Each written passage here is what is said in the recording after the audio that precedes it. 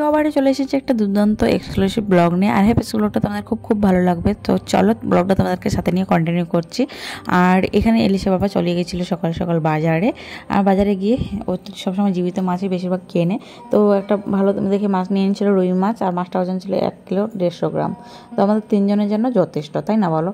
তো আজকে না সকালবেলা ঘুম থেকে উঠতে অনেক লেট হয়ে গেছে। কারণ কি বলো তো, কালকে রাত্রে তোমরা দেখেছো যে অনেকটা লেট করে ঘুমিয়েছিলাম, কারণ বোনের যেহেতু লেবার পেন ছিল। তো ভীষণই চিন্তায় ছিলাম। তো যাই হোক, আল্লাহর অশেষ কৃপা যে ওরা মানে মা মেয়ে দুজনে আমার সুস্থ আছে। অ্যাকচুয়ালি বোনের নর্মাল ডেলিভারি হয়েছে, মেয়ে হয়েছে। তো তোমাদেরকে জানিয়ে দিলাম। আর এদিকে আমি রান্নাঘরে চলে এসেছি, রান্না বসিয়ে দিয়েছি। এলিশা বলছে কি রান্না করছি, তো ওকে বলছে মাছ রান্না হচ্ছে আজকে। এলিশা চিংড়ি মাছ খেতে ভালোবাসে বলে ও চিংড়ি মাছের আর কিছু বুঝে না, খালি চিংড়ি মাছের চিংড়া, চিংড়ি মাছের চিংড়া। আর কি বলতো, ঘুম থেকে উঠতে দেরি হলে না সাংসারিক সব কাজ করতেই মনে দেরি হয়ে যায়। এদিকে রান্নাটা বসিয়ে দিয়ে বাসনটা ধুয়ে নিলাম। আর মাছটা এখনও ধোয়া হয়নি, ভাবলাম বাসনটাকে ধুয়ে নিই, মানে বেসিনটা মানে ফাঁকা করে দিই, তারপরে মাছটা ধুয়ে নেব। তো এখন মানে এখানে কি বলতো, যেহেতু র্যাক মানে তুলে দিই বাসনগুলা, তো জল সহ রাখা যায় না, জলটা পুরো ভালো করে মুছে তারপরে র্যাকে তুলে দিই। আর জানো, এলিশাকে যেই মানে বোনের মেয়ের ফটোটা দেখিয়েছি না, এত খুশি হয়ে গেছে। বলছে মাম্মি, আমি আল্লাহর কাছে সিস্টার চেয়েছিলাম, তাই আল্লাহ আমাকে সিস্টার দিয়েছে। আর আমি সিস্টারের জন্য সব খেলনাগুলো নিয়ে যাবো, ওর সাথে শেয়ার করে আমি খেলা করব। মানে ওর জিনিস ও এর আগে কাউকে দিতেই চাইতো না, আর এখন সিস্টার হয়ে এত খুশি হয়েছে। আমাকে বলছে সমস্ত জিনিস ওর মানে ব্যাগে ঢুকিয়ে নিতে ওর মামা বাড়ি নিয়ে যাবে, ওর সিস্টারের সাথে ভাগ করে নেবে। তো ভাবো কতটা খুশি হয়েছে এলিশা, আর আমারও তো ভীষণ খুশি লাগছে। আর কাল থেকে এলিশার একটাই কথা শুরু হয়েছে, কখন ওর মানে সিস্টারকে দেখতে যাবে আর কখন যাবে। আমাকে বলছে মাম্মি আমরা কখন যাব, চলো না আজকেই চলে যাই। আমি যে ঠিক আছে যাবো। তো আমরা যাওয়ার মানে প্রিপারেশন নিচ্ছি, খুব তাড়াতাড়ি বাড়ি যাব। কবে যাচ্ছি না যাচ্ছি জানতে হলে অবশ্যই আমার সাথেই তোমাদেরকে থাকতে হবে। প্রতিনিয়ত ভিডিওতে তো মানে লক্ষ্য রাখতে হবে। তো সব কিছু তোমাদের সাথে শেয়ার করা হবে। আর এলিশা এখানে দেখো কি দুষ্টুমিটাই শুরু করে দিয়েছে। আমি কাজ করলে এরকমইভাবে মানে দুষ্টুমি করতে থাকে।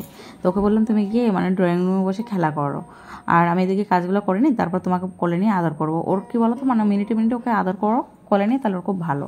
আর এদিকে ভাতটা মানে ফুটে গেছে, তো ওটা বন্ধ করে দিলাম খানিকক্ষণের জন্য। আর ততক্ষণে আমি মাছটা ধুয়ে নেব। জানো তো, এলিশাকে 2 দিন ধরে স্কুল পাঠাতেই পারছি না। এই টেনশনে, বোনের টেনশনে ভালো লাগছিল না, তো যার কারণে ওরও স্কুল পাঠানো হয়নি। আর আজকে ভেবেছিলাম পাঠাবো, তো আমার ঘুম থেকে উঠতেই 9টা বেজে গেছে। 9টার পরে ঘুম থেকে উঠেছি, তাহলে কী করে পাঠাবো? 9টার আগে ওকে স্কুলে পাঠাতে হয়। তো যার কারণে ওকে স্কুলেও পাঠাতে পারিনি। তো বাড়িতে রয়েছে। আর বাড়িতে থাকলে না ভীষণ বোরিং হয় ও আর কি। আমাকে সকালবেলা উঠেই বলছে মাম্মি আমি স্কুল যাবো না। তখন যে মাম্মি আজকে উঠতে তো অনেকটা লেট হয়ে গেছে, 9টা বেজে গেছে, এখন আর যাওয়া যাবে না, কালকে থেকে তোমাকে স্কুলে পাঠাবো। তো ওই বলে মানে ওকে বুঝিয়ে রেখেছি। আর মানে অন্য বাচ্চা আছে না যে স্কুল যেতে চায় না, কিন্তু এলিশার ক্ষেত্রে আমি সেটা দেখি না। ও স্কুল গেলে মানে ভীষণ খুশি হয়, ভীষণ ভালো লাগে ওর স্কুলে যেতে। আর এদিকে মাছটা ধুয়ে নিয়েছি, ওর দিকটা মাছ রেখে দিলাম, আর ওর দিকটা আজকে রান্না করবো, কারণ অতটা লাগবে না, যে কটা লাগবে সে কটা এখানে ভেজে নিচ্ছি।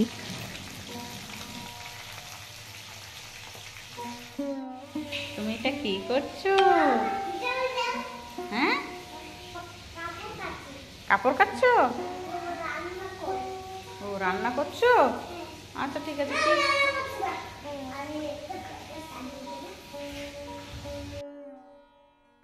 তোমরা এর আগের ব্লগে দেখেছিলে এই মানে র্যাকটা যেখানে রেখেছে সেই মানে কর্নারটাতে অনেকগুলো কার্টুন ছিল, সব জিনিসপত্র ভরা ছিল। তো সেগুলো সমস্ত মানে সরিয়ে বক্সাটের নিচে ঢুকিয়ে দিয়েছি। আর এখানে র্যাকটা রেখেছি। আর যখন সোফা নিয়ে আসবো না, তখন র্যাকটা এখান থেকে সরিয়ে মানে এই সাইডটাতে তো আবার টিভি বসাতে হবে, তো ওটা সরিয়ে দিব। আর এদিকে মানে ঘরটার পরিষ্কার করা হয়ে গিয়েছে, ক্লিন করে নিয়েছি। আর তারপরে রান্না বসিয়েছি। সকালবেলা ঘুম থেকে উঠে আগে ঘরটা পরিষ্কার করে পুরো মানে মোছামুছি কাজটা কমপ্লিট করে নিই। আর এদিকে রান্নাটা বসিয়ে দিয়েছি, ভাতটা হয়ে গেছে, এখন মানে তরকারিটা করে নিচ্ছি। তো আজকে মাছটা করছি পটল আলু দিয়ে। পটল আলুটা অবশ্য মানে তেলে হালকা ফ্রাই করে নিয়েছি, তারপরে রান্নাটা করছি। আর এইভাবে রান্নাটা করলে না ভীষণ টেস্টি হয় খেতে। তো চলো আমি রান্নাটা কমপ্লিট করে নিই, তোমরা সাথে থাকো। আর এখন বেশি কিছু রান্না করবো না, শুধু পটল আলুটা দিয়ে মাছের ঝোলটাই হবে। আর কালকে মানে রান্না করেছিলাম এলিশার প্রিয় একটা রেসিপি, চিংড়ি মাছ করলা আলু দিয়ে, তো ওটাই রয়ে গেছে কিছুটা। আর এদিকে ভালো করে মানে সবজিটাকে কষিয়ে নিচ্ছি। যত কষানো হয় সবজিটাকে তত টেস্টি হয়, তাই না বলো? আর যেহেতু আজকে মানে ঘুম থেকে উঠতে লেট হয়ে গেছে না, মাথাটা কেমন যেন ভারী ভারী লাগছে। আবার টিউশনি পড়া আছে বিকালবেলায়, তো দুপুরে যে মানে কাজকর্ম সেরে একটা ওনার শুয়ে ঘুমাবো তারও উপায় নেই, কারণ টিউশনি পড়াতেই হবে। যেহেতু আমি বাড়ি চলে যাবো, কিছুদিন থাকবো না, তো পুজোর পরেই তো বাচ্চাদের পরীক্ষা আবার হবে, তো ওদের সিলেবাসটা মানে কিছুটা এগিয়ে রাখতে হচ্ছে, যার কারণে এই কদিন মানে ওদেরকে মানে কন্টিনিউ পড়াতে হচ্ছে আমাকে। এলিশার পর মাছটা এনে দিয়ে গিয়েছিল বাজারে, বাজার থেকে যেই এসে বাড়িতে ঢুকেছে এলিশা ওর বাবাকে চেপে ধরেছে, বলছে পাপা আমার সাথে খেলো, আমাকে ট্যান হাউস বানিয়ে দাও। তো এই ওর বাবা দেখতে পাচ্ছ ওর সাথে কীভাবে করে খেলা করছে। আর তার মাঝে আমার রান্নাটা হয়ে গেছে এদিকে, আর এই ফ্রিজ থেকে সবজিটা বার করে একটুখানি গরম করে নিয়েছি।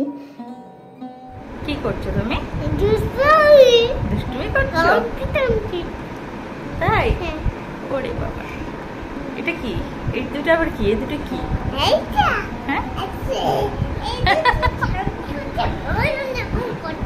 দেখো এলিশা আমার সাথে কি করছে।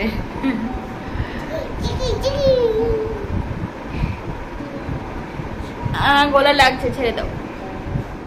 আর বিকাল থেকে না ভিডিওটা কন্টিনিউ করতে পারিনি, জানো তো, বাচ্চাদের টিউশনে পড়াচ্ছিলাম আর তারপরে এলিশাকে এবার পড়াতে হয়, তো যার কারণে। আর এদিকে এলিশা বলছিল বার্গার খাবে, তো ওর বাবা গিয়ে একটা এনে দিল। তো আমাকে বলছে মামি তুমি খাবে, কত টেস্টি। আমি না আমি খাবো না, তুমি খাও। তো চলো আজকের মতো এখানেই।